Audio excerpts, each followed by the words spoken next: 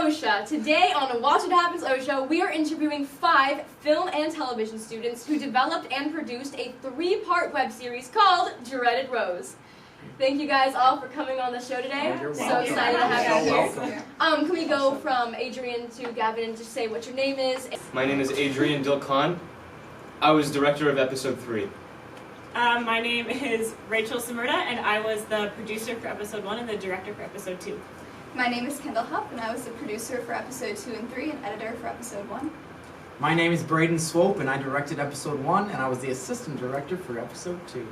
My name is Gavin Conlon, and I created Dreaded Rose and wrote it with Ethan Hammock and Rahul Alexander.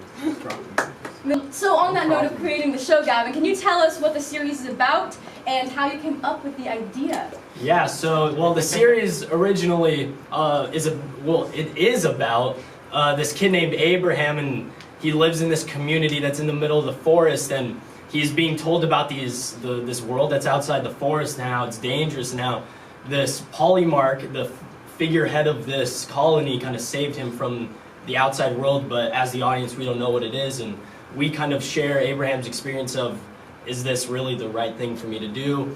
And he falls in love, and he has to figure out what is his next path in life. And so the way we originally came up with it was... It came to you in a dream. Yeah, actually. A dreamlike state where I thought, let's put 2 things together. And so I chose Amish and film noir. And so it morphed into this Amish film noir idea that we had, where a boy who lives in an Amish community falls in love, but he wants to leave the Amish community, and he's torn between worlds. And eventually we realized we can't just build farms like the Amish, put up barns like the Amish, because that's just impossible to do, and we don't want to offend the Amish, obviously, but then again, how would the Amish watch this? So, Good point. Did you get it from this to what it is now? this. Well, the process was a long process for sure. Very long. The prompt for the class was obviously that we had to create a certain episode web series, and so we originally started out, and our teacher casted us as the crew positions, and we all got to kind of fill that part of the crew positions, and I got chosen to be a director, so the directors all had their chances to kind of be the authors of the episodes that they worked on, and so it was a long process working with many people, getting in lots of arguments, and but it was a lot of fun. But I always won the argument. It was really fun to kind of see it all the way through to completion. We got to work together really well, and we kind of got to do all the different aspects, like production design, directing, producing, everything kind of came together. We got to cast it, location scouting, it was all kind of a full process. Yeah, everyone had their job. So we're going to play a little game. We have this cup of questions here, and there's 5 questions in here and 5 of you, so Gavin, why don't you start us off? Winner of this category is Gavin Conlon for Best Writing of Dreaded Rose. Well, I'm so glad that I won Best Writing for Dreaded Rose. I had a lot of tough competition with me being the only writer. But I'm so glad that I could be here in attendance at the Oscars this year. And I would like to say some words that I've wanted to say for my entire life. First off, Kinjal Shaw, 3rd grade, you said I would never win an Oscar. I told you that is a lie, and I told you you could never be a doctor. Look at where we are now. Next up, my aunts who got me to OCSA, who got me to win this Oscar, I'd like to thank you. And finally, I would like to say thank you to all the teachers in my life who said I need to prepare for college, and I need to, because life is gonna throw punches at you, and life is not going to kid around with you. Well, I'm here to say that is not true, ladies and gentlemen. Someone like me, someone who came from a line of successful people, and here I am, and I just want to make movies. My parents, they said you can't make movies, and this is why I don't love you, Mom. Okay. Okay, I have to give an elevator pitch for Dreaded Rose. Oh my God! First floor. First Okay, floor. Okay, so Famous Dreaded movies. Rose. Okay, we go? Okay, Okay, here so we go. Dreaded Rose is the story of a boy who lives in a cult society, and we're thinking we can mix it with some religious ambiguity, and mix it, and we could film it out in the forest, and oh, the elevator is going up. But I think if All we the could way get up. your To the ceiling. if we could get your funding on this, I think you could make it really beautiful. Please give us your money, okay? Still there, still there.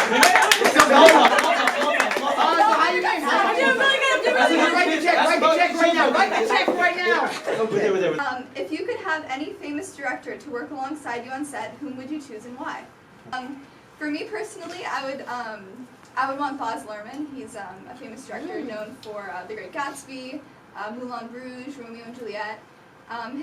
His style is personally my favorite of all the movies I've seen, and I really respect him as a director.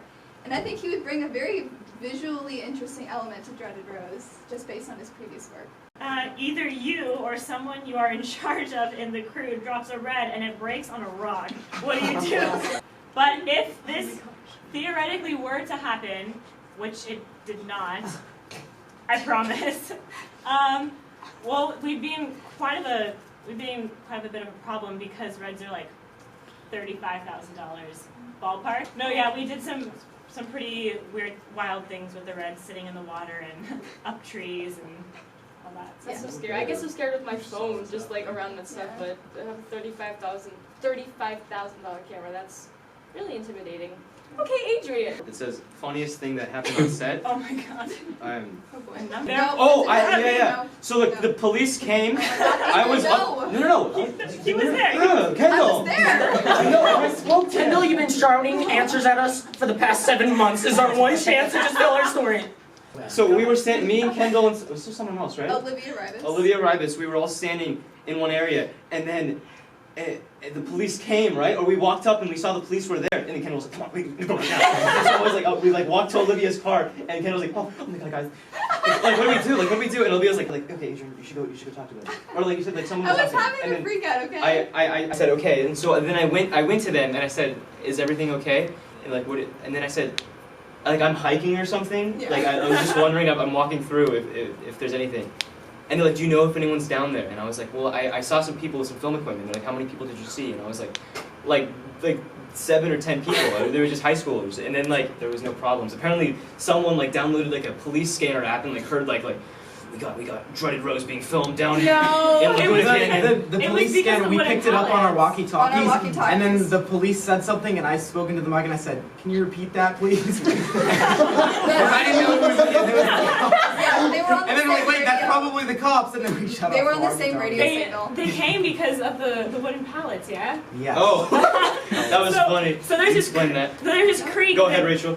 Last story. Okay, there's this Sarah's like, please stop. Okay, I'll make it really short. There's this creek they have to cross to get to the location. It was really hassled across the creek, but there was some wooden pallets up near the beginning of the trail when we hiked down. And Braden and I had this idea that, we'll lay some wooden pallets across the creek and so people can walk across the creek. We did not know that you're not supposed to do that, and there were security cameras that caught us doing that, set off an alert, and the police were notified that there was some suspicious behavior going on. And that's why they came. And that's why they So came. they came. So essentially, what you're saying is Dreaded Rose broke countless. Yes. No. laws. That project is completely illegal. Like the moment we put that online, we have chances of getting. We are really proud of you all for creating what you've done. I know I saw if anyone else out there was at Winter Cineplex, it was so good. They showed all 3 episodes and they were really loud. They were the ones cheering in the audience. But anybody here have like a quote that you think really summed up the whole shooting process? Yeah. The moment since you two were born, I've had this tingling sensation. That's the quote. That's the quote. That's the And quote. what does it mean? But Polymarch says this to Abraham, and it's about him and his sister, and he's talking about how special, or how much they meant to the community. And so, he had a tingling sensation. I think we all had tingling sensations about Dreaded Rose. We did. When is it coming out? Like when can everybody see it? The video. It'll already be on Dreaded Rose is online right now. Yes. Online right now. Thank you all for coming on the show. You've been really entertaining for all of us. And, good job on everything. Great job. Thank you. Thank you. Bye, guys. What's happening on show?